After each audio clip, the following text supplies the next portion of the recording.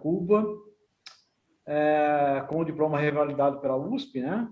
Fez mestrado na área de Física de Sistemas Complexos na Universidade de Havana, doutorado em Geofísica Espacial no INPE, São José dos Campos, e também um ano de pós-doutorado no INPE, tá? E atualmente ele é professor da Univap desde 2015. Ele é associado da Associação Latino-Americana de Geofísica Espacial e membro da diretoria da Associação Brasileira de Geofísica Espacial e Aeronomia. E tem experiência na área de geociências, com ênfase em aeronomia, física de plasma. Ele é também o nosso coordenador de doutorado do programa de pós-doutorado em Física e Astronomia da Univap. Ok? Ele já orientou vários alunos de mestrado e doutorado e tem atualmente 24 artigos publicados em revistas indexadas. Ok? Nós temos mais um aluno que entrou aqui, a Natália. Você pode, então, iniciar seu seminário, Oriana. Tá, muito obrigado, Paulo, pela apresentação. Obrigado a todos os que estão presentes. Então, agradeço aí pelo convite no seminário. Tá? Então, eu trouxe este seminário que chama-se Ondas de Alphen, Teoria e Identificação no Meio Interplanetário. Tá? Meu tópico de pesquisa, assim, que eu fiz durante o doutorado foi mais vinculado na parte de eventos interplanetários, fundamentalmente com nuvens magnéticas. Então, mas eu trouxe este outro tema, que é um pouco vinculado, que é ondas de Alphen, porque a gente teve um artigo agora que recentemente foi aceito, está publicado na Revista Brasileira de Ensino de Física, e é um artigo que faz um tratamento, um estudo meio teórico das ondas magnético-hidrodinâmicas. E então eu queria falar um pouco desse artigo e depois falar um pouco da parte mais experimental da parte das ondas de Alphen, tá? Então, a referência que eu estou usando é exatamente o livro do Bittencourt, que é o livro que geralmente usamos nos cursos de física de plasmas. Aqui o segundo é o artigo nosso, que foi publicado agora há pouco. Tem dois artigos mais que tratam esses tópicos aqui, que eu estou citando na referência que estou usando aí durante o trabalho, tá? Essas são as referências principais, tá? O Leroy é um artigo e o Kramer esse é um livro que você pode estar vendo. Então, qual é o objetivo do seminário? Bom, é mostrar a importância do efeito da corrente de deslocamento nos modos puro e rápido das ondas magnético-hidrodinâmicas. No caso particular em que a velocidade de Alphen é maior que a velocidade adiabática de uma onda acústica, certo? E depois a gente vai apresentar uma metodologia para identificar períodos asvênicos de longa duração temporal no vento solar entre os anos 99 e 2017. Então, vamos ter uma primeira parte teórica e uma segunda parte mais experimental. Tá? Então, eu não quis começar minha fala, já que é mais um seminário, com alguns conceitos básicos de ondas. Tá? Então, uma onda é uma perturbação que se propaga periodicamente transmitindo energia. A onda não transmite matéria. Tá? Então, você tem que uma onda, o que transmite basicamente é energia. Então, você pode dividir para o estudo, que a gente vê ainda conteúdo aí de física básica, é que as ondas podem ser classificadas em relação da sua natureza, certo? Que podem ser mecânicas. Estas ondas mecânicas necessitam um meio material para se propagar. E ondas eletromagnéticas, que são ondas que não necessitam um meio material para se propagar, elas conseguem se propagar no vácuo, que são autossustentadas com as variações de campos elétricos e magnéticos, tá? Então, por exemplo de ondas mecânicas, a gente tem uma onda em uma corda, uma onda na superfície da água, as ondas do oceano, essas são ondas mecânicas. Elas precisam de um meio material. Então, a natureza das ondas que nós vamos estar estudando hoje, que são as ondas de Alphen, elas também são umas ondas que também podemos chamar que são ondas mecânicas, porque elas precisam de um fluido ou de um plasma que tenha campo magnético para elas se propagarem, tá? Então, essas ondas precisam de ter partículas, tá? E precisa ter campo magnético para elas se propagarem. Então, vamos chamar que são ondas mecânicas. E em dependência da propagação, a gente pode ver que essas ondas podem ser longitudinais. Que significa uma onda longitudinal? É quando a vibração da onda tem a mesma direção que a propagação. o que significa que o movimento do meio ocorre na mesma direção ou em direção contrária ao movimento da onda. Exemplo aí, o sistema massa-mola, você tem uma pequena oscilação e temos as ondas sonoras de uma propagação aí, de uma onda longitudinal. Então, quando você... E ondas transversais é quando você tem a direção de propagação e você tem uma oscilação perpendicular a essa direção. E aí, por exemplo, temos a onda na corda. Então, por exemplo, falando dessa mesma onda na corda, você tem aqui que essa onda, ela tem crista, então de uma crista ou de um vale a outro, o que você tem é uma grandeza chamada comprimento de onda, chamado com a letra lambda, certo? E esse comprimento de onda é a velocidade de propagação da frente da onda dividida entre a frequência. E você tem aquela frequência inversa do período. São relações que a gente usa aí nessa sonda. Então, as ondas de Alfvén, que a gente vai estar estudando, posso adiantar que são ondas transversais, tá? Porque a gente na onda de Alfvén vai substituir a ideia da corda pelo campo magnético, certo? Então, a gente vai considerar que o campo magnético são linhas e vai ter uma oscilação que se propaga. Então, o tipo de onda de Alfvén vai ser desse tipo aproximadamente. A gente vai definir isso com mais calma agora, certo? Também queria falar o conceito de uma onda plana. É uma onda que tem frentes de onda plano, que são superfícies, e essas superfícies podem ser consideradas planos infinitos. Por exemplo, vejam aqui essa imagem que eu deixei aqui para vocês. Seria o frente da onda, que é considerado um plano. Tá? Então, a gente usa esse conceito de onda plana e pode, por exemplo, a gente pode estar estudando a equação de onda. Então, matematicamente falando, quando você tem uma onda, você pode usar a matemática para estudar ela. Então, por exemplo, voltando naquela onda da corda, o que você tem aqui, considerando y, que é a vibra, como flutua essa onda na corda, não? Como é a oscilação da onda, x é a propagação da onda e t é o tempo. Tá? Então, você tem aqui a variável y, então tem a segunda derivada de y em função de x é igual a 1 sobre esto aqui é o inverso da velocidade. Lembra que essa velocidade está relacionada tanto com a frequência como com o comprimento de onda da corda. Então, essa é a forma geral, a forma matemática, que é uma equação diferencial aqui de segundo grau, de uma equação da onda. Esto, em cursos aqui de física básica, é resolvido e você tem que a equação geral é assim. É a composição de duas ondas. Esta onda aqui que se movimenta, não sei, para a direita, e esta se movimenta para a esquerda. Então, você tem essa superposição aí de duas ondas. Essa é a equação geral. Estas duas, ainda, estas duas íxonos, estas duas soluções, elas podem ser expressas em função de harmônicos. O que significa harmônicos? Em função de senos e cossenos, tá? Então, você tem aqui, significa que na solução dela, o que você tem é uma senoide lá, para você estudar a amplitude, a frequência, o período, etc. delas, que é esta equação que está aqui embaixo. E aí surge esta nova grandeza que é chamado de número de onda ou vetor de onda, que é o K. Esse vetor de onda, ele sempre vai ficar na direção aí de propagação dessa onda. É 2π dividido entre lambda. Lambda é o comprimento de onda. E aqui, esse ômega que entra aqui dentro é o que vamos chamar de frequência angular, que é 2π vezes a frequência, 2π sobre o período. Tá? Então, dito isso, a gente definiu assim, basicamente, que coisa é uma onda, o que é conhecido. Lo segundo interessante é que quando nós estudamos, usamos as equações de Maxwell, lembrando, nós temos 4 equações de Maxwell. Quais são elas? Eu não escrevi aqui, mas posso estar falando dela. Tem a divergência do campo magnético é zero, certo? Isso significa que o campo magnético sempre tem linhas fechadas. Você tem que a divergência do campo elétrico é ρ dividido entre uma constante, a permissividade do vácuo. Isso é o que significa, basicamente, que sempre que você tem um acúmulo de carga, você tem um fluxo de campo saindo ou entrando. Se as partículas são positivas, o fluxo de campo elétrico é saindo, e se as partículas são negativas, entrando. A terceira equação de Maxwell é a lei de Faraday. Tá?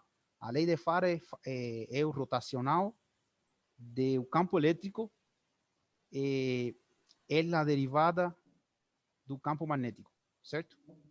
Então, o que você tem é que, se você tem variação de campo, você consegue, de campo magnético, você consegue ter campo eléctrico. Lei de Faraday é a lei que mais se utiliza na hora de geração de corrente elétrica. E a última lei é a lei de amperes, tá? A lei de amperes, a gente vai estar trabalhando muito, é muito importante, tá? Eu vou estar explicando. A lei de amperes, na verdade, fala que o rotacional do campo magnético é igual a μ0, uma corrente. E essa corrente, vamos ver que está dividida em dois, em uma corrente contínua e uma corrente de deslocamento. E essa corrente de deslocamento vai ser muito importante para nós. Bom, na prática, é que quando você pega as leis de las leyes de Maxwell, que são 4 equações, você consegue, no vácuo, colocar elas e chegar a estas equações. Então, você chega a partir das equações de Maxwell, em um curso de eletromagnética, a essas equações que são ondas. Então, você consegue ver que las ecuaciones de Maxwell, eles llegan a, que son estas que están aquí, a tener ecuaciones de onda. Entonces, esas son las ecuaciones de una onda electromagnética. Una onda electromagnética no es más que você vê aqui é uma variação senoidal de um campo elétrico e magnético que ele é perpendicular. Então, você vê aqui na figura, não? No eixo aqui que está mais deitado, você tem a variação do campo elétrico e neste eixo do campo magnético.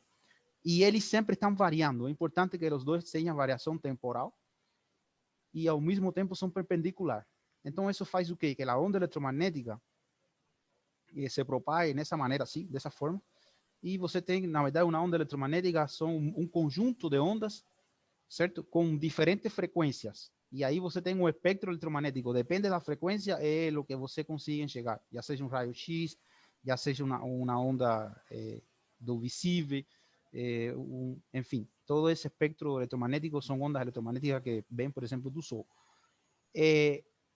Tudo bem. E então, depois que a gente viu toda essa sonda, vamos nos focar um pouco nas ondas acústicas. E agora vamos falar de um fluido, tá? Porque para você entender que uma onda é de Alva, com mais calma, a gente tem que entrar pelo conceito de um fluido. Então, imagina que você tem um fluido não condutor.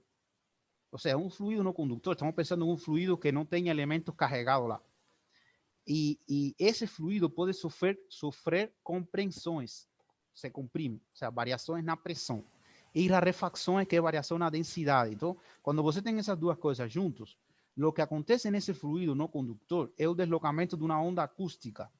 Então, você pensa que se você está no fundo do mar e você faz assim com duas pedras, então você tem uma propagação de uma onda. É uma onda acústica. A velocidade dessa onda calcula-se com esta equação que está aqui, que o gamma é o coeficiente de expansão adiabático, o KB é a constante de Boltzmann, T é a temperatura e do fluido e M é a massa. Esta equação que está aqui, pessoal, eu fiz aqui na mão, mas, enfim, ela se obtém da onde? Você tem que lembrar algumas coisas de física que no seminário, meu objetivo não é entrar nesses detalhes de fazer o cálculo, tá? Então, só para avisar aqui que você utiliza a equação de energia adiabática de um processo adiabático. O que é um processo adiabático? Se você lembra, a primeira lei da termodinâmica fala que o calor é o trabalho mais a variação de energia interna. Em um processo adiabático, não tem transferência de calor. Esse Q é zero e você tem esta variação aqui. Bom, nesse processo adiabático, surge essa equação aqui. A pressão vezes a densidade é elevado a menos esse gamma é o coeficiente de expansão adiabático, que é o calor, a pressão constante dividido entre CV, que é o volume constante. E esse gamma, se é um gás monoatômico, é 5 terços, se é um gás diatômico, é 7 quintos. Isso é coisa de termodinâmica. Enfim, você pega essa equação aí, deriva ela, e no final da deriva, você chega nesta equação aqui da velocidade do fluido. Gamma KT sobre M, ok? Raiz quadrada disso. Bom, você tem essa primeira onda aí que se propaga num fluido não condutor. Esta seria a imagem, o vetor de onda. Isso seria, você vê aqui que tem rarefacções na densidade aqui, tem cores diferentes, com essa figura aqui do Bittencourt. Posteriormente, você tem uma onda acústica, continuando estudando com a onda acústica, desculpem aí. Em um fluido compreensível magneto-condutor, agora que eu fiz, vamos colocar um campo magnético nesse fluido. Então, ainda as partículas se podem mover livremente através das linhas de campo. Então, o que acontece? Ainda que você coloque um fluido com um campo magnético nesse fluido, e supondo que agora tem partículas carregadas, o que vai acontecer nesse fluido é que, se vocês lembram também, outra equação da física, que você tem a lei que a força magnética é a carga, a velocidade cross B. Então, eso es lo que está falando, que cuando você tem aqui que a velocidade e B são paralelos, esto dá zero. Então, não tem força magnética. Então, a partícula aqui, ao longo da linha, não se importa, ela se mexe tranquilamente. Então, tem um fluxo de partículas ao longo das linhas de campo. Isso, porém, então, poderia ter, sem nenhum tipo de problema, não tem nenhuma limitação física que impeça que tenha uma onda acústica ao longo das linhas, tá? Tudo bem, então você vê esse outro, que em um plasma magnetizado tem ondas acústicas também, tá? Continuando aqui. Agora chega o conceito de ondas de Alfvén. O que acontece é que quando você tem um fluido condutor imerso em um campo magnético, além dessa onda acústica sem problema, você também poderia ter essa criação dessa onda de Alfvén. Por quê? Por que se cria onda? Qual é o conceito que está detrás disso? O conceito é que, por exemplo, o que você tem, quando considerando um tubo de fluxo, você vai ter que ter abstractamente, matematicamente, considerar que você agrupa as linhas de campos em um tubo, certo? Não é importante aqui saber qual é o diâmetro desse tubo, é esta imagem que está aqui à direita. E o que você tem é que vai ter uma pressão, uma força de tração por unidade de área, que é V0 quadrado sobre μ0, nos extremos do tubo, que estica esse tubo. Então, essa linha de campo a gente considera que estão bem esticadas, como se fosse uma corda de um violão.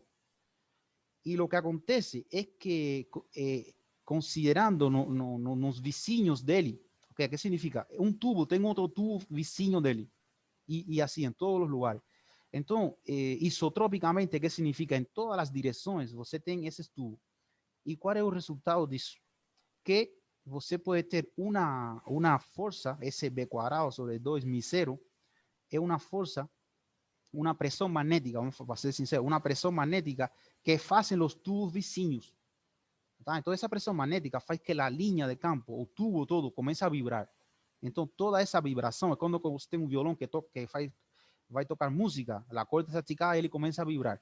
Então, o conceito de onda de Alfvén, aproximadamente, é essa ideia, substituindo aqui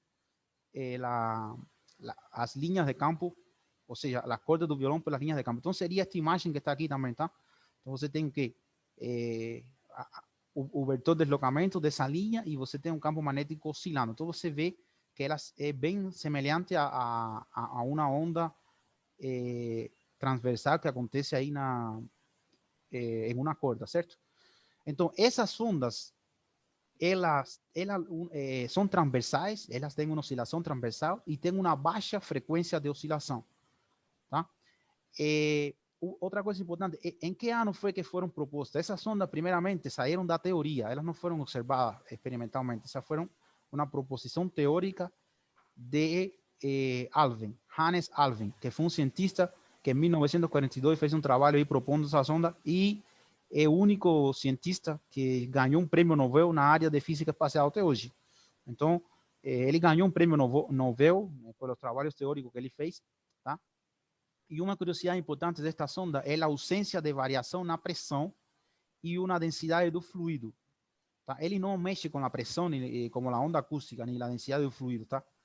E a expressão matemática, para você calcular ela, a velocidade de deslocamento dessa onda, vai ser como a força de tração por unidade de área, aquela que eu coloquei lá, era μ0 quadrado sobre B0 quadrado sobre μ0, ou seja, B0 o campo magnético, tá? Dividido entre a densidade do fluido, tá? Então, esta é a expressão aqui, raiz quadrada disso é a equação que a gente pode obter da velocidade. Isto aqui, se você faz a conta, ela tem metros, você pode chegar aqui a metros por segundo, então é uma velocidade. Deixa eu fazer, se vocês percebem aqui, é uma coisa que eu vou estar tratando nesse trabalho, é que os valores do campo magnético e a densidade mexem muito com esse valor de B, tá? Então, esta velocidade pode ser muito grande e chegar próxima à velocidade da luz, tá? Depende do campo magnético e da densidade. Se o campo magnético é muito grande, a velocidade tem um valor muito alto, você pode chegar aqui a uma velocidade próxima à velocidade da luz. E se você aqui no denominador coloca um valor de densidade muito pequeno, também você pode estar chegando aqui em velocidades próximas da luz. E a gente vai estar no nosso trabalho, no nosso seminário ainda hoje, discutindo esses problemas que podem acontecer aí. Por último, então, a gente tem ainda, já explicado as ondas eletromagnéticas, as ondas de Alfvén, as ondas magnetoacústicas.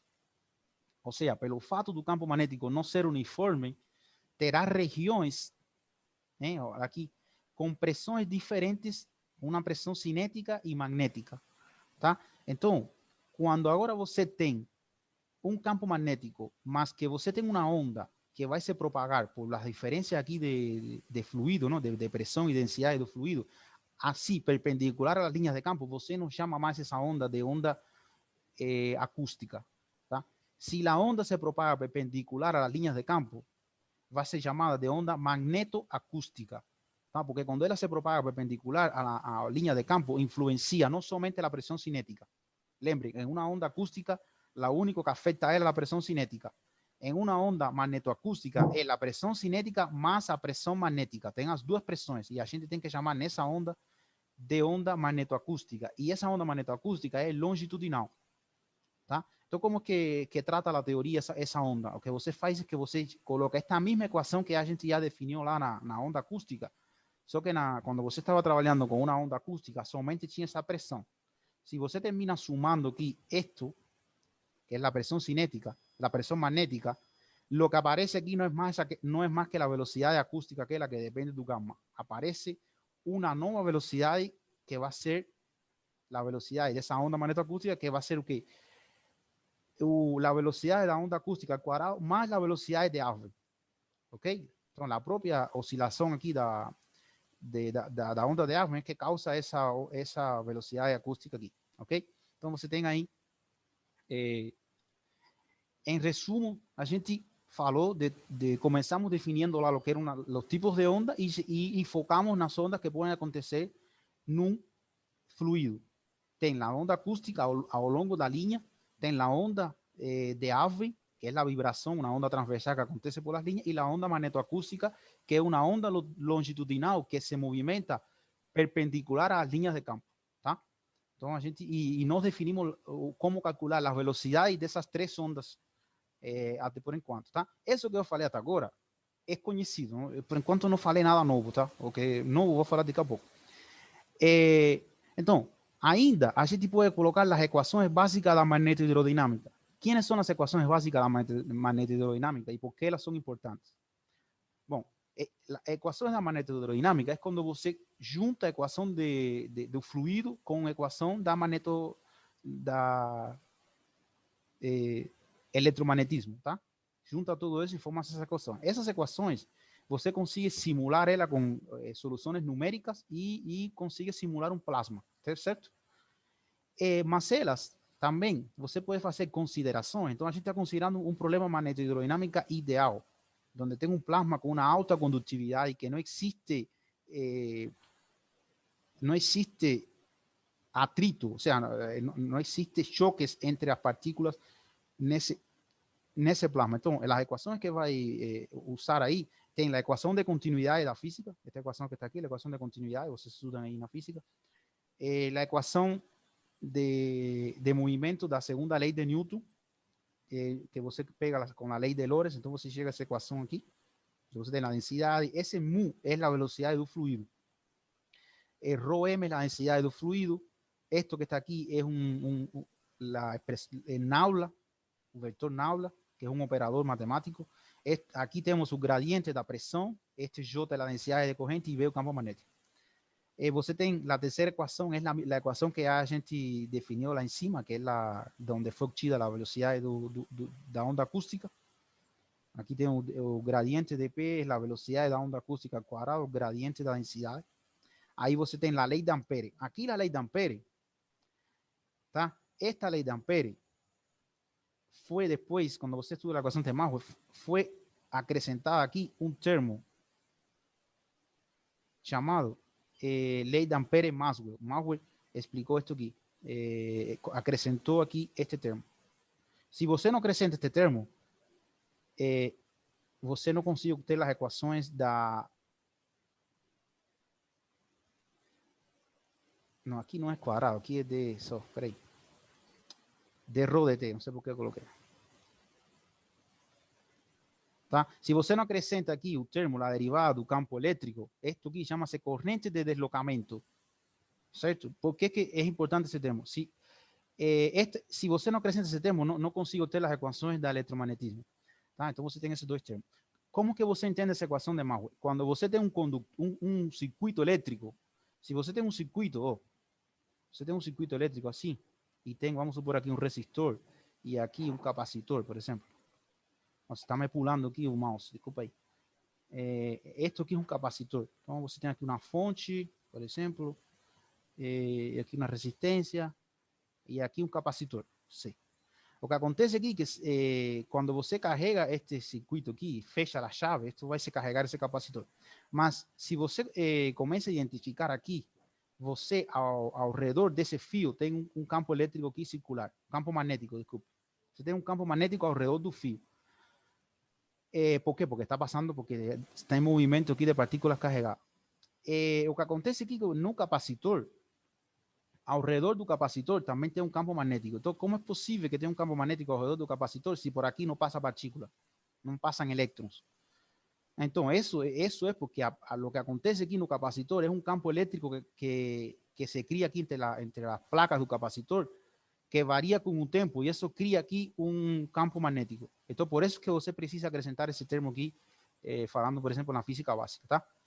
E a gente vai estudar hoje em que momento, tá? Que é o novo sim, desse artigo, é importante considerar esse termo quando a gente está estudando um pouco de as equações de las ondas de Einstein, tá?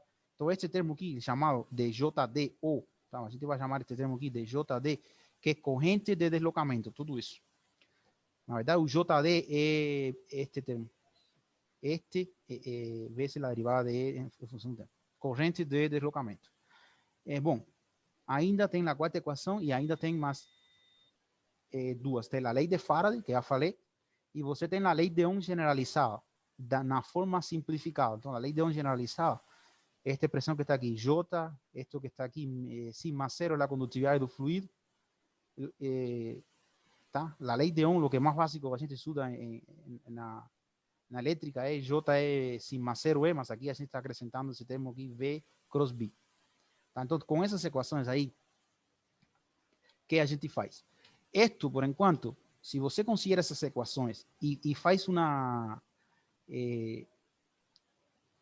se você pega um pequeno distúrbio de amplitude nos valores de equilíbrio do campo magnético, ou seja, você pega o campo magnético, ele tem um valor, e você faz um B1, ou seja, você faz uma forcinha para que ele oscile. Então, matematicamente, isso significa fazer uma perturbação lá nesse campo magnético e na densidade é a mesma coisa. E você vê como isso evolui, não? O que a gente está tentando criar é como uma pequena perturbação que cause ondas, ok? Por isso que você faz. Então, você faz isso e considera a velocidade do fluido aqui, que tem uma variação por causa disso. Matematicamente, você coloca junta todas aquelas equações e você chega nesta equação que está aqui e nesta. Ou seja, esse conteúdo, não, por que não abro essa conta aqui? Porque você pode ir no Bittencourt e esse desenvolvimento está lá, no capítulo 15. Então, você chega nessa equação do fluido, que é essa equação que está aqui, que vai ficar em função de que da velocidade da acústica, a velocidade de Alfvén, o vetor de onda e a velocidade da onda. Tá? Então, você tem essa equação. Nessa equação que está aqui, não foi considerada o JD. Não considerou o JD. Tá? Agora, se você considera o JD, você chega nesta equação que está aqui. Percebam aqui que a diferença entre esta equação e esta está somente no primeiro termo, nesse termo e neste. Tá? Então, a única diferença de considerar isto ou não é o primeiro termo dessa equação aí da velocidade de um fluido, tá? Considerando a corrente de deslocamento, tá? Então, a gente vai fazer uma discussão disso. Então, disso do que tratou, basicamente, o nosso artigo lá na revista. O que acontece com isso? A gente discute isso no artigo, tá? Ainda que é um conteúdo básico, a gente conseguiu ter alguns resultados, tá? Tanto que, enfim, vamos ver isso com calma aí. Bom, tendo as duas equações, a gente vai no próximo slide e agora faz o quê? A gente vai considerar que um vetor de onda em uma direção determinada que está um ângulo delta inclinado em relação ao campo magnético. Considerando isso, a gente vai conseguir estudar a propagação de ondas, resolvendo as equações anteriores em qualquer direção, tá? Em função dessa direção. Então, a gente coloca estas equações aqui, dessa forma, e o que vai fazer é substituir nas equações anteriores, que são equações vetoriais, e fazer lá, quando você tem uma equação vetorial, o que você faz é que iguala as componentes x com x, y com y, c com c. Faz isso, tá? Então, fazendo isso, a gente faz assim. Primeiro, eu pego esta equação e eu divido aqui. É a mesma equação aqui. Esta foi quando JD não foi considerado, lembra? Eu repeti essa equação aqui. E você tem esta outra equação que escrevo ela de forma igual e não coloco esta parte aqui. Bom, colocando aquilo, o Bittencourt faz essa relação aqui, tá? E o livro de Bittencourt, isso está lá, ele chega nesta expressão da velocidade de fase e isto, tá? Então você tem aqui o quê? A velocidade de fase de uma onda no fluido condutor, que ele depende da velocidade de Alfvén cosseno desse ângulo. Isso chama ele de onda pura, Alfvén pura, tá? E você tem aqui que além disso, quando você faz esse trabalho algébrico aí com essa equação, nesta que está aqui, chega nesta equação que vai chamar modo magneto-hidrodinâmico, ou seja, tem duas, a velocidade de fase, e você tem aqui dois sinais. Quando é positivo, você chama que isto aqui chama-se modo de onda MHD, que significa magneto-hidrodinâmica rápido. E isto aqui é um modo de onda magneto-hidrodinâmica lento, com negativo. Este sinal aqui significa se a onda se propaga para a direita ou para a esquerda, tá bom? Só significa isso. E você tem que esta Vm, que é a velocidade da onda magneto-hidrodinâmica, está aqui. E aqui, esto vai ser importante aqui se você está considerando que a velocidade acústica é maior que a velocidade de Alfvén, tá? Tem uma forma aí na hora de graficar isso, ou também pode acontecer que a velocidade de Alfvén seja menor que a velocidade acústica. São essas duas coisas. Tudo bem, por aqui, todo certo. Esto também está no Bittencourt, ok? Isso é um conteúdo básico. Aqui, na direita, o que acontece? Quando você procura na literatura, esta parte que está aqui, o que o livro de Bittencourt faz com esta equação é que ele não demonstra o desenvolvimento e somente fala o que acontece se você considera o JD e, considerando o JD, que é a corrente de deslocamento, como seria essas ondas quando você está somente com dois ângulos, com um ângulo igual a 0 graus e com um θ igual a 90 graus. Tá? Então, o que a gente decidiu fazer um artigo era chegar a uma equação genérica disso. Tá?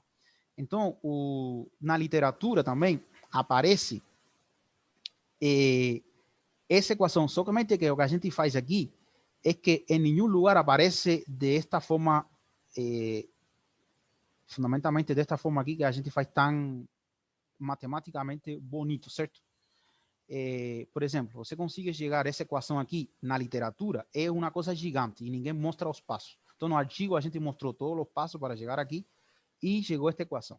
Esta equação que tem aqui, o que me faz agora é que eu consigo comparar que vai acontecer em uma onda quando a velocidade de Alfvén é muito grande. E eu consigo comparar esta equação com esta e ver de qual dos três modos, o que acontece com os três modos de onda quando você tem uma velocidade de Alfvén muito grande, próxima à velocidade da luz. Então, a gente também vai mostrar essa discussão agora. Outra coisa importante aqui, se você vê esta equação, a gente define um resultado do artigo, é que conseguimos escrever esta equação de uma forma genérica, certo? Na verdade, a forma genérica de você escrever uma onda magneto-hidrodinâmica não é assim. É assim. Porque esta equação que está aqui não depende da direção. Entenderam? E esta equação que a gente encontrou no nosso artigo, ele depende, nós chamamos ela de velocidade magnetoacústica anisotrópica, porque ela depende da direção, relativística, porque ela considera a velocidade de Alfvén próxima à velocidade da luz. Então, esta não. pues depende do ângulo e do valor da velocidade de Alpha. Então, este foi o resultado do artigo, escrever esta velocidade desta maneira agora, tá? E a gente redefiniu o fator de Lorentz da relatividade, que o fator de Lorentz tem um negativo aqui. A gente conseguiu redefinir o que chamamos lá de fator de Lorentz de Alpha, que seria escrito dessa maneira, tá? E também criamos este parâmetro aqui que é um parâmetro adimensional, que ele entra tanto nesta equação e esta equação entra aqui. Tá? Então, esse foi o maior resultado teórico aí do nosso artigo, um deles. Tá? Tem todas as contas lá abertas. Então, esse é o artigo, certo?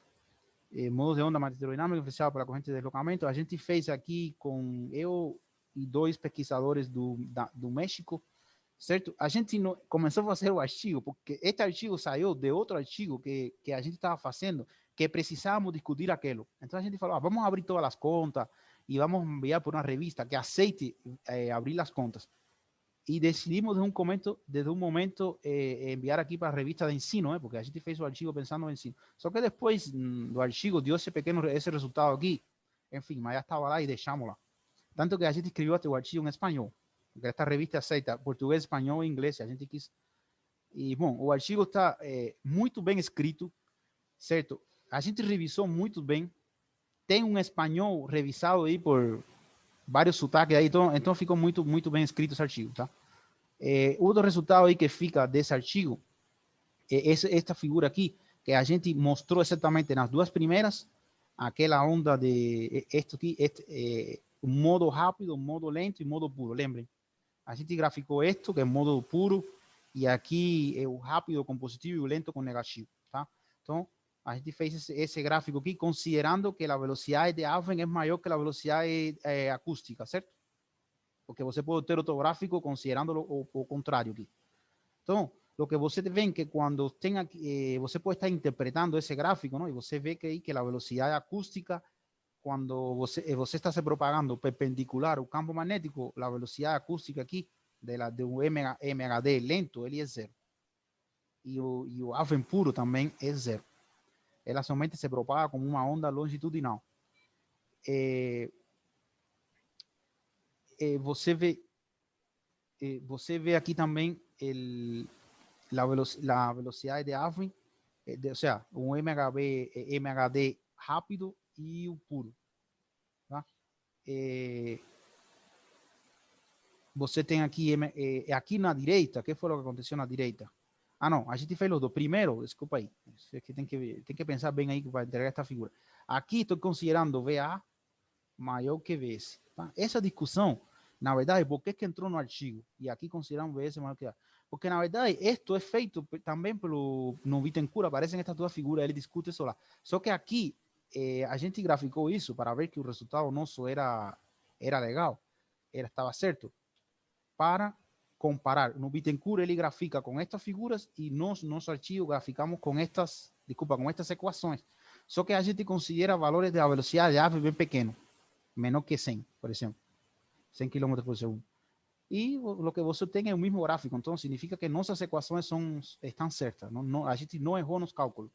Então a gente fala no artigo lá que isso é muito bom na parte de ensino, fazer essa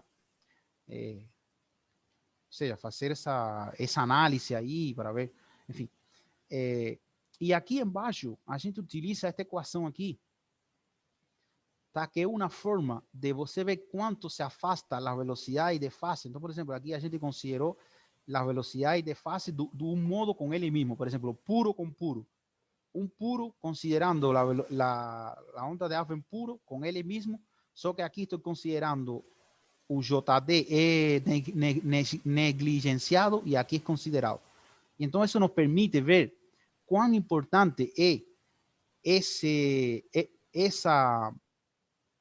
cuán importante es considerar la corriente de deslocamiento o no cuando la velocidad de Alphen es próxima a la velocidad de la luz. Entonces, a gente fez neste gráfico aqui, graficou la velocidad de Alphen dividido entre la velocidad de la luz. Entonces, esto va de 0 a 1. Cuando você está aquí, a partir de aquí, estamos falando aquí, toda esta región aquí, de fato, de aquí para frente, todo esto es relativístico. ¿Entendeu? Relativístico, a velocidad de Alphen comienza a crecer. Aquí también. Então, o que acontece aqui? O modo rápido e de Alvin, o MHD rápido e de Alvin puro, está um superposto do outro. Ok? E o que acontece aqui é que, nesta situação, o que a gente vê um crescimento, ou seja, aumenta isso 10%. Por exemplo, quando a gente está considerando uma velocidade de Alvin, que é a metade da velocidade da luz, se você não usa a equação considerando a corrente de deslocamento, você vai ter um erro de 10% na sua conta. Tá? Se você está considerando, está analisando um plasma com uma velocidade onde a velocidade de Alvin é na ordem de 1/4 da velocidade da luz, que é aqui, então você está tendo um erro na fórmula. Se você não considera a corrente de deslocamento, o erro que você está tendo é de aproximadamente 4%. Tá? Então, esse foi um resultado que a gente tem no artigo para o MHD rápido e o Alvin puro. Já quando você considera o modo lento, isso não acontece. No modo lento, se você ver aqui, esto está multiplicado por 10 a la menos 5. Esto no es tan importante en un modo lento considerar o no a corrente de deslocamento na ecuação. Tá? E lo que você tem aqui nesta fórmula, eu aqui está graficado para diferentes ângulos, 0 graus, 15 e 30 graus. Então você vê que sempre vai ter aqui aproximadamente este ponto aqui, é quando a velocidade de Alvin é igual à velocidade acústica. Tem um pico e aqui zero. Tá? Então você tem aqui, se quer saber mais dessa figura, como acabamos, pode ir lá no artigo. São dois resultados aí no nosso artigo, ou seja, a gente conclui aqui que esse modo lento não influencia muito no resultado. Então, a interpretação física, eu deixei aqui. Então, a velocidade de Alvin pode aumentar por 3 motivos: um aumento no campo magnético, uma diminuição na densidade ou ambos juntos. A interpretação física da corrente de deslocamento, já falei anteriormente. Ou seja, falei que é importante considerar essa corrente de deslocamento que está aqui, esse termo, para a sonda eletromagnética e também para você estudar o movimento de partículas através de um capacitor. O sea, no el movimiento de partículas, sino un campo eléctrico alrededor de un capacitor, un campo magnético alrededor de un capacitor. Y dice aquí, para obtener valores próximos de C, son necesarios valores extremos del campo magnético y la densidad, que en la práctica son difíciles de medir para relacionarlos con la presencia de ondas de Alvin.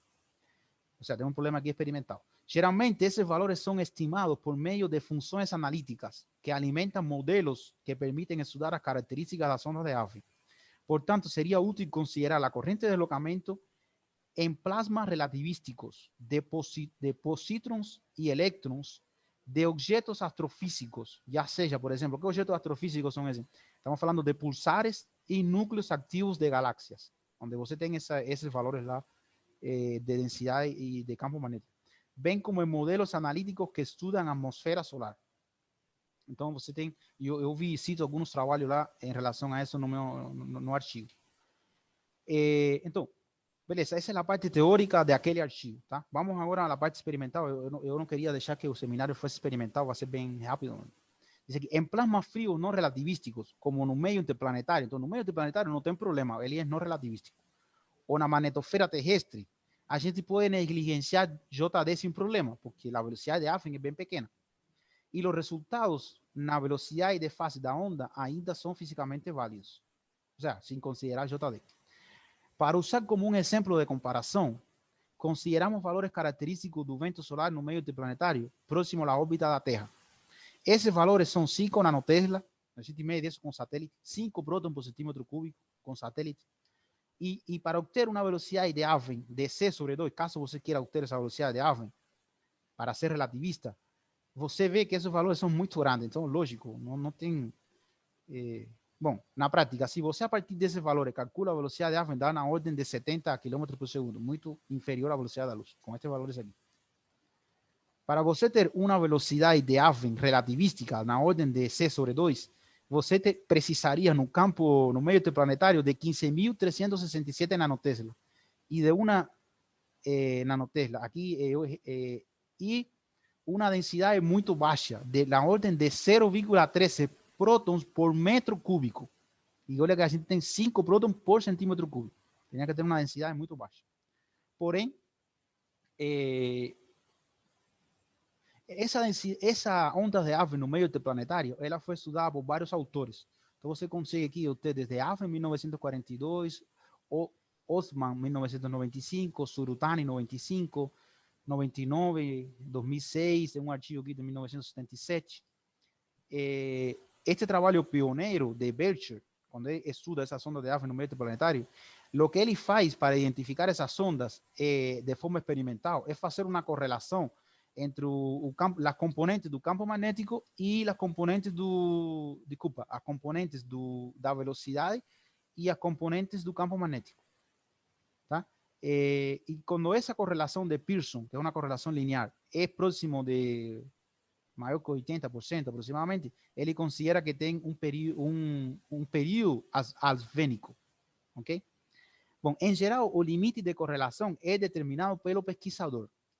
Então, por exemplo, esse Belchin considerou 80% como um limite. Você precisa de um limiar para fazer. A partir desse limiar, então eu tenho a onda de Hafner, para baixo dele não tenho. Por exemplo, você vê em Surutani que ele considerou 60% e assim vai ter vários artigos que isso tem uma divergência entre os diferentes trabalhos. Porém, o que a gente falou é, bom, vamos a tentar um método para calcular melhor esse limiar, ok? Então, o que a gente fez? Pegou aqui dados deste satélite ACE, que se encontra aqui no L1, isto tem na Terra, fora da magnetosfera da Terra. A gente pegou, esse satélite está aí desde 1997 até hoje, tá? Então tem um monte de dados lá. A gente entrou no site do satélite, pegou essas componentes aqui, as três componentes da velocidade, as três componentes do campo magnético, com uma resolução temporal, acho que este aqui é de 64 segundos. Tá aqui, tá? Cada 64 segundos eu pego um dado. E aí você faz um plot, e isto somente para você entender que foi feito. Faz um plot, não, por exemplo, aqui tem um dia, mas isso foi feito ao longo do ano, não? E você divide todo esse período continuamente em janelas de 4 horas. Então você tem aqui vermelho, BX, BY e BC, o campo magnético, as três componentes, e aqui você tem a velocidade. E o único que faz, tem duas séries temporais, e eu faço uma correlação linear entre as duas. Então você vai ter aqui, nesta figura, um ponto aqui da correlação linear de X, de Y e de C. E você faz essa plotagem no meio do intervalo. Lógico, isso é feito todo com programação, não foi feito na mão. Então a gente cria um programa e faz isso. Aqui cria, de novo, tem outro ponto aqui, tem outro ponto aqui, e aí vai embora. O que a gente faz depois é calcular a média. O ideal, se você tem onda de Hafner, é que esses pontos fiquem bem próximos um do outro, e que você tenha, você percebe aqui que deu uma anticorrelação, não tem problema se dá negativo ou positivo, tá? Pode ser anticorrelação. Lo importante é que seja aqui maior que um limiar. Então a gente considera o valor, o módulo disto, e faz o plot aqui da média, mais este diante 3. Faz isso, tá? E isso, então, esse método vai me permitir procurar um intervalo longo. O que eu quero fazer é ver quando é que isso se demora por mais que um dia. Então, nesse trabalho, o que a gente quer procurar é a fazer um catálogo de eventos asvênicos de longa duração, maior que um dia. Tá? A ideia do trabalho é isso. E considerar um limiar, como eu considero um limiar aqui para fazer isso. Então, o que a gente faz? Primeiro, para considerar o limiar, o que foi feito é fazer aqui uma correlação. Então, a gente calculou o valor, fez um histograma de tudo isso e considerou o valor médio mais o desvio padrão. Então, e esse foi o nosso limiar, foi 83%. Então, o limiar usado foi 83%. E, fazendo isso, a gente considerou que, olha que nós graficamos desde 98 até 2017. Ou seja, a gente tem um estudo aqui de 2 ciclos solares, ciclo 23 e ciclo 24. A gente estudou daqui até aqui. Certo? Daqui até aqui. Então, o que nós determinamos foi um aumento desses eventos aqui, neste ciclo aqui, no ano 2003. Esta figura é o número de eventos identificados. A gente identificou 409 eventos. E esta figura aqui é evento não asvênico. Não quero falar disto por enquanto. Só eventos asvênicos. 409 é esta figura que está em azul. Isto está normalizado.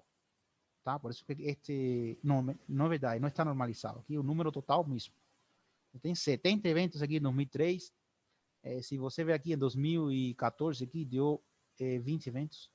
E assim vai embora. Então, lo que você vê que na fase decrescente do ciclo sempre tem um pico, tá? desses eventos.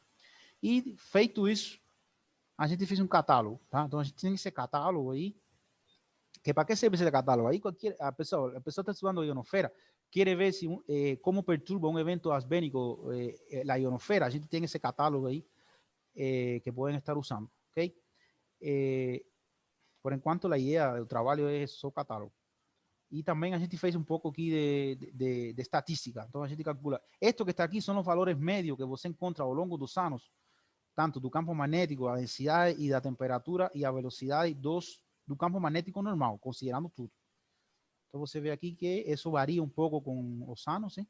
Na ordem de 6, 5 nanotesla no vento no B. Aqui tem a densidade, a temperatura e a velocidade.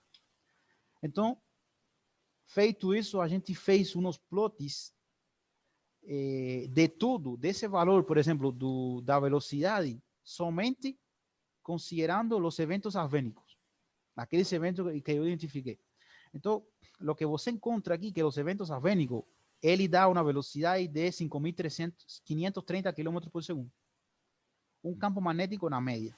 Esto se entende porque tem uma velocidade alta, maior que 400 km por segundo, porque esses eventos asbénicos geralmente estão em fluxo ou feixe de vento solar rápido, provenientes de buracos coronais. E buracos coronais tem essa característica, tem um campo magnético baixo, 5 nanotesla, e uma velocidade alta. Então a gente vê isso aqui nesse nosso estudo. Outra coisa que a gente conseguiu obter aqui é o campo magnético, por exemplo, aqui, esto que está aqui é a beta do plasma, que é 5, é uma beta alta, tá? Porque tem uma densidade baixa. Então, a beta do plasma, se você estuda uma nuvem magnética, por exemplo, a beta é menor que 1. Então, nos eventos asbénicos, a beta é alta, é 5. A beta do plasma é a pressão cinética dividida entre a pressão magnética. Aqui você tem um campo magnético que dá, não teve surpresa aqui, 5,7 nanotesla, e a densidade de um pouco baixa, 3,8 centímetros cúbicos. Isso porque já falei que era um feixe rápido, que geralmente tem baixa densidade. E calculei aqui, pessoal, a velocidade de Alfvén. Quanto é a velocidade de Alfvén dos feixes asbênicos no vento solar? 66 km por segundo. Ó. Na média, 66 km por segundo. E por último aqui também a gente fez um estudo exatamente nesse feixe, qual é o valor médio do índice AE e o valor médio do índice DCT.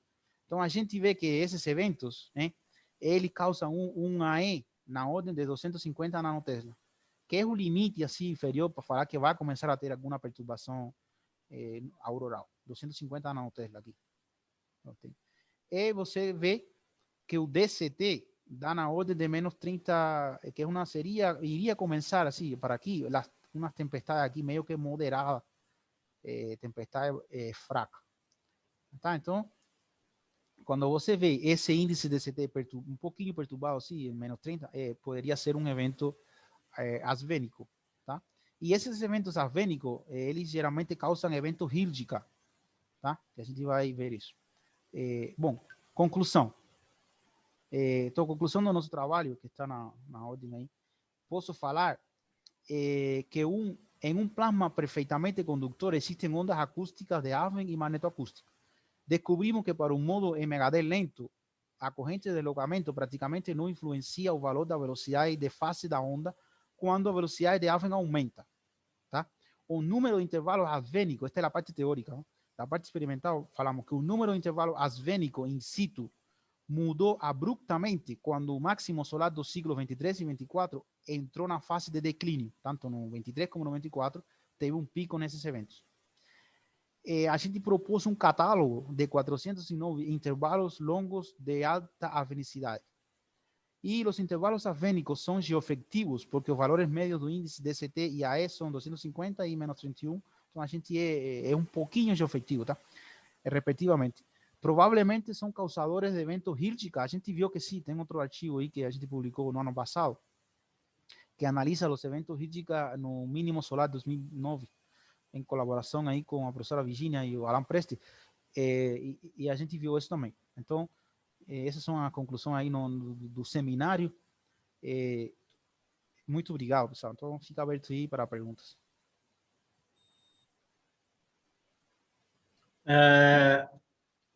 Tem alguma pergunta, pessoal dos alunos aí?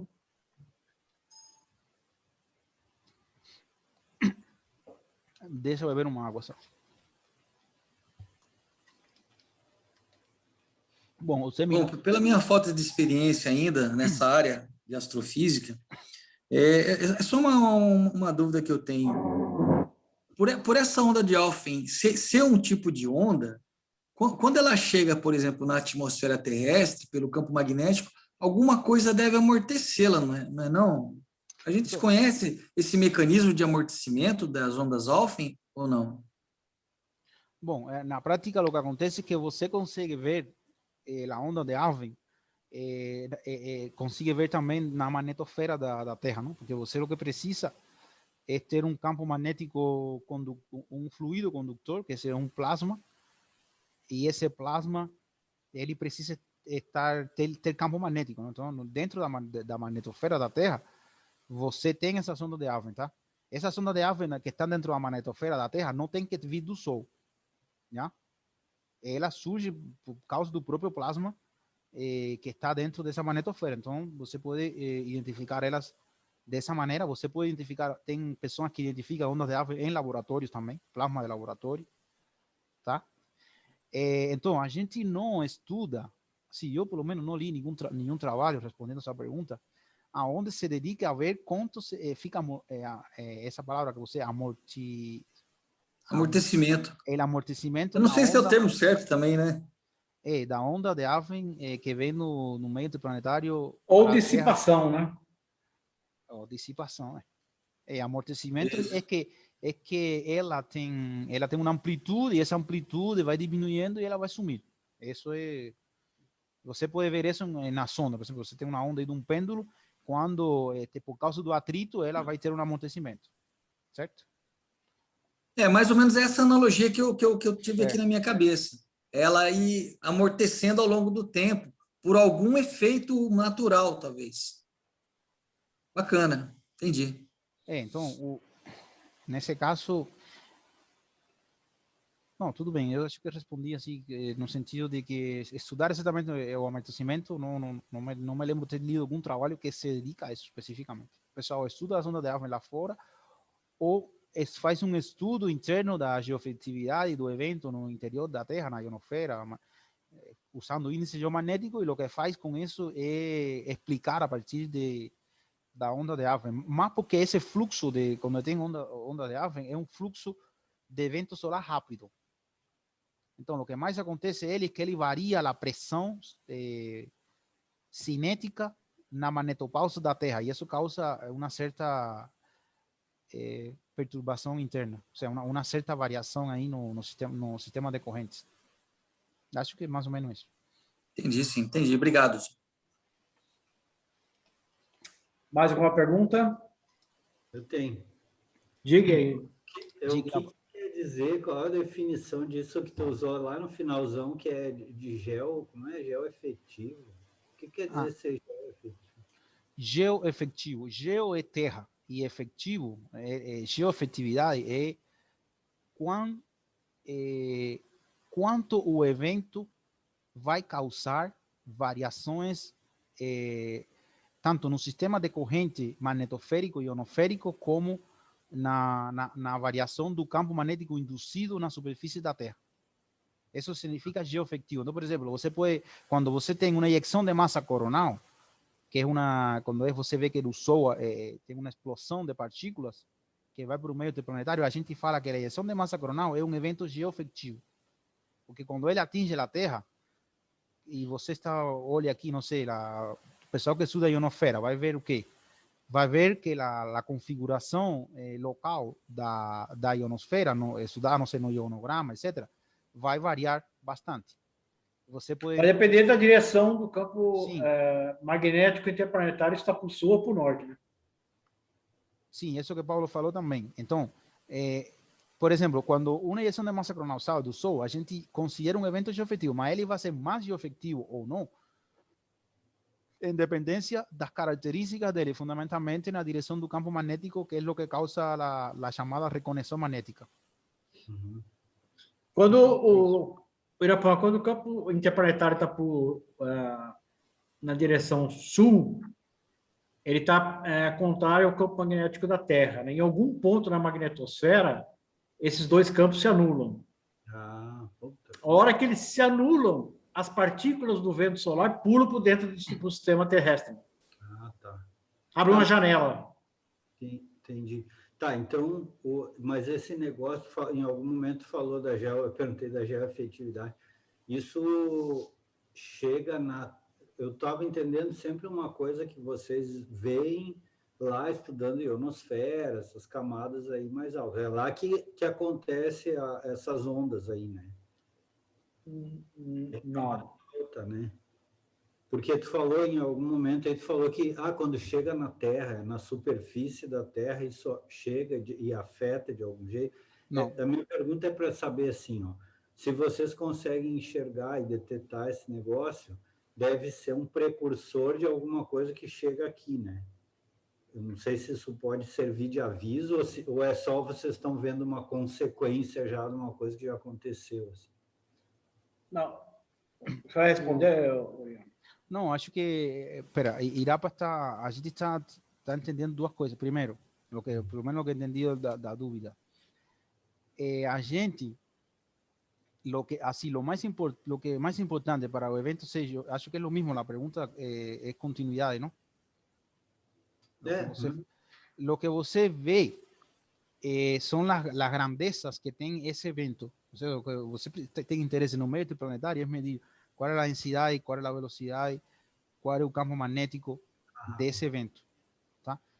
E as características disso é o que é precursor, tá? Já seja se é uma grandeza vetorial ou escalar, do que vai acontecer no interior da Terra, tá? Ele é precursor, tá? Lembrando que o que você tem dois tipos de precursores. Um precursor que é radiação, que, por exemplo, um fluxo de raio-x chega na Terra em 5 minutos. Esse é um precursor de eventos ionosféricos, porque tem energia eletromagnética que é absorvida nas camadas lá da ionosfera e isso causa variação. Então, esse seria um evento precursor de variação ionosférica. E o segundo é partícula. Um evento de eyecção de massa coronal pode demorar 2 ou 3 dias em chegar aqui, 3 dias em chegar na Terra. Aí tem partículas e o campo também que vem junto, que ele vem congelado. Esse seria o outro precursor, que é o que o Paulo falou agora, que é quando tem reconexão magnética, que abre uma janela no sentido de... e que consiga chegar mais partículas. Quando tem mais partículas no interior, você tem, como o que você tem campo elétrico e magnético, tem todo um sistema de corrente ionosférico, magnetosférico, todo interconectado um com o outro. Então, quando você alimenta um sistema de corrente com partículas, esse sistema de corrente que faz? Ele vai causar o que é a indução de campo elétrico e campo magnético, não? Então, basicamente, o que você vai medir na superfície da Terra, que é o que chama de uma tempestade geomagnética. O que é uma tempestade geomagnética? É um enfraquecimento do campo magnético na superfície da Terra. Por isso que o DCT é negativo. Tá? Que você tem um sistema de corrente, por exemplo, equatorial. Quando você aplica a regra à mão direita, o que você vê na superfície, que, por exemplo, o campo magnético que está assim, esse sistema de corrente enfraquece o campo. Então, o que os magnetômetros vão te medir é isso. Isso é o que a gente chama de uma tempestade geomagnética. E isso, por que é prejudicial? Porque quando tem tempestade, aumenta as partículas, aumenta a geometria do campo magnético da ionosfera, e isso causa um monte de danos, tanto em satélites que estão dentro da ionosfera, porque aumenta o atrito lá. Tipo, se você mexe a camada, as partículas, você causa atrito na órbita de satélite de baixa órbita, não? E você ainda tem mais partículas que vai inserir correntes dentro do satélite. Então, por isso que a gente chama esses eventos de geofectivo na prática, tá? Mas o que eu estou estudando, que eu falei, ondas de Alfvén, geralmente a gente, quando vai ver se é geofectivo, não se dedica muito se tem a onda de Alfvén, não. A gente o que mede são as partículas mesmo, tá? A onda de Alfvén, ela geralmente aparece dentro de um fluxo de vento solar rápido, que vem de um buraco coronal, tá? E esses buracos coronais, por exemplo, em 2003, que tem aquele pico gigante que eu mostrei, ano 2003, que é a fase decrescente do pico, no ano 2003 tudo, o que teve foi um buraco coronal gigante que estava do polo norte do Sol até o polo sul. Você pode ver lá na figura, todo escuro. E isso que causou em todo esse ano 2003. E o que causou foi muito feixe de vento solar rápido, que consequentemente tinha muitas ondas de Alfvén lá. Você conseguia identificar por esse método muita flutuação do campo magnético relacionada com a onda de Alpha. Então, é mais ou menos isso. Sim. Legal. Ok, então, alguma outra pergunta? Se não...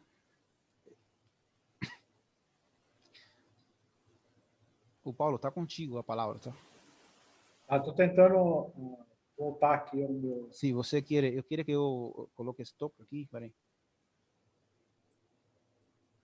Não apareceu para você a gente está te vendo e está te escutando.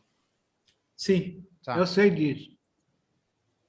Mas eu não estou conseguindo fazer a imagem ficar grande aqui. Ah, você quer compartilhar alguma coisa? A minha ideia era mostrar um evento aqui, mas deixa eu ver se eu consigo... Acho que eu tenho que liberar para você, e pode ser que não esteja permitido, tá? Mas na prática, o que aconteceu aqui é que sua imagem ficou muito pequenininha. Agora ficou grande. Tá, deixa eu ver aqui. Todo mundo pode compartilhar, pode estar compartilhando aí. Está permitido. Tá, deixa eu ver se eu consigo compartilhar um arquivo aqui. Acontece que o pessoal, o Vander, Estela e Natália, eu trabalho mais na área de física espacial, que é a segunda área de concentração. E vocês, os três, estão na parte de astrofísica, tá? Então, você está muito mais longe lá, como a seminário do Irapuã, tá? Eu vou compartilhar meu screen aqui, tá? Tá, pode? Tenta aí. Deixa eu ver aqui.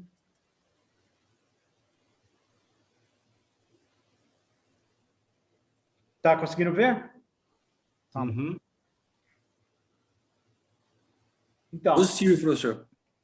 esse daqui é um evento que eu estou estudando. Mas agora sumiu da tela. E A gente conseguiu ver no começo e agora não.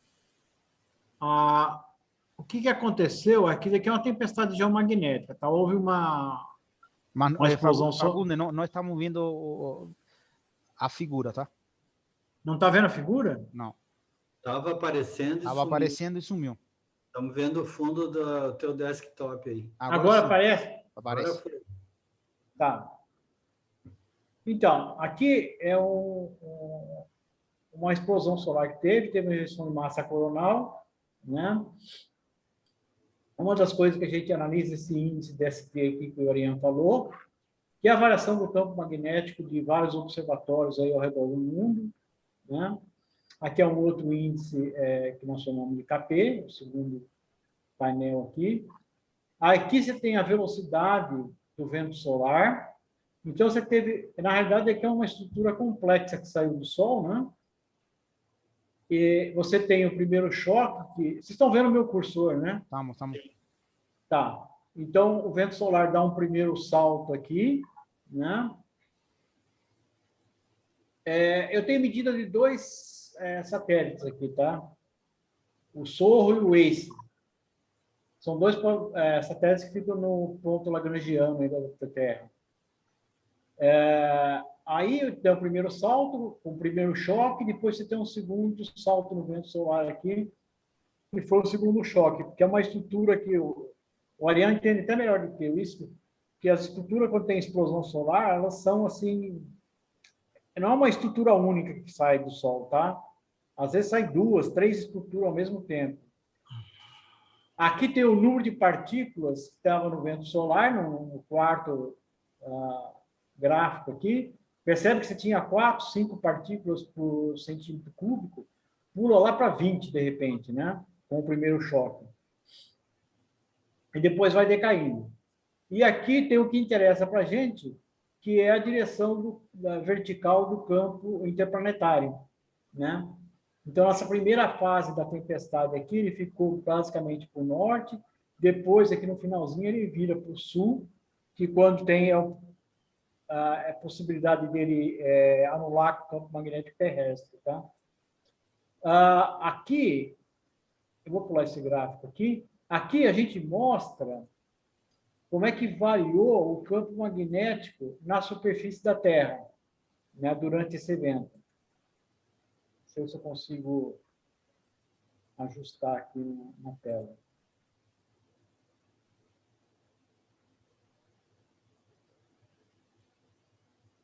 Tá. Percebe que aqui eu tenho vários magnetômetros que mediram a componente horizontal do campo magnético terrestre. Tem Belém, Araguatins, Eusébio, Cuiabá e Cachoeira Paulista. Então, dá para perceber, dia 7 é quando teve aquele primeiro choque, tá? Então, teve uma variação brusca no campo magnético de 7 e 8, né? Depois você entra na fase de recuperação da tempestade. Então, dá para perceber claramente que existe uma variação muito grande do campo magnético terrestre quando você mede na superfície da Terra, né? Que são essas correntes, esse campo magnético que está variando aqui, é devido ao quê? As correntes induzidas na ionosfera e magnetosfera, tá? Então, gera corrente lá, você mede a variação aqui na superfície.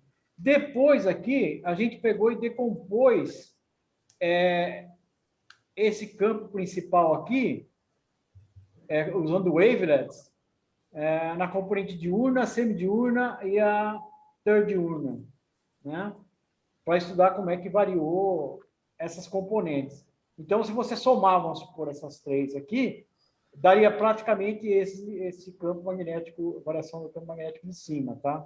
É claro que tem outras componentes que a gente está negligenciando aí. Isso foi no Brasil e também a gente usou na África, né? A gente usou os magnetômetros da África também para poder ver como é que variou o campo magnético na África. E perceba aqui, ó, na África especialmente, o terdiurno teve uma grande variação, né? O campo magnético na África variou de maneira diferente do que aqui no Brasil. Bom, é isso que a gente tem estudado. Para vocês terem uma ideia de quanto variou, se você olhar aqui é durante períodos calmos, tá? O eixo aqui Y é o mesmo. Olha como é que é a variação diária do campo magnético ao longo de 24 horas no setor brasileiro, no setor africano, a variação diurna, a semidiurna, a terdiurna, durante o período calmo, tá? E aí, aqui você tem durante o período perturbado, quando teve a injeção de massa coronal. Essas são as variações que houve no campo magnético terrestre. Bom, é isso que eu tenho que mostrar, já que o Ariano falou alguma coisa. A gente está trabalhando nesse artigo ainda e tem várias coisas que a gente está analisando. Ô, Paulo, tu mostrou aí num gráfico de antes o campo magnético interplanetário, né? Deixa eu entender. Isso aí tu mede ou tu calcula a partir de outras coisas? Não, isso aqui a gente obtém dados de satélite. Esses dados estão disponíveis gratuitamente pela NASA. NASA. É medida isso, não é resultado de análise de você. Na realidade é o seguinte, existe um esforço internacional para você fazer previsão do clima espacial, tá? Porque, obviamente, quando tem uma explosão solar, que a gente sempre, assim, é o ponto mais importante. Os astronautas que estão na estação espacial, eles têm que entrar dentro de uma sala para poder se proteger da radiação e assim por diante, né? Era um módulo russo que vai ser tirado lá, eu acho. Bom, aí você tem dois satélites que estão no ponto lagrangiano. Tá? O que é esse ponto lagrangiano? É onde a força gravitacional da Terra cancela com a força gravitacional do Sol. É um ponto de gravidade zero. Né? Então, nós temos dois satélites que ficam permanentemente medindo o vento solar, temperatura, número de partículas, vários parâmetros, depende do que você quiser procurar. E é fácil, né? Você entra no site e você baixa os dados facilmente. Você escolhe a resolução temporal. Aqui está em 1 minuto e 1 hora, dependendo do satélite. Legal. Bom, é isso. Ok. Então, eu teria uma pergunta para os alunos. Eu notei... Mas espera Espera, Paulo, desculpa. Se é outra coisa, posso fechar a gravação? Pode fechar. Ah, tá, peraí.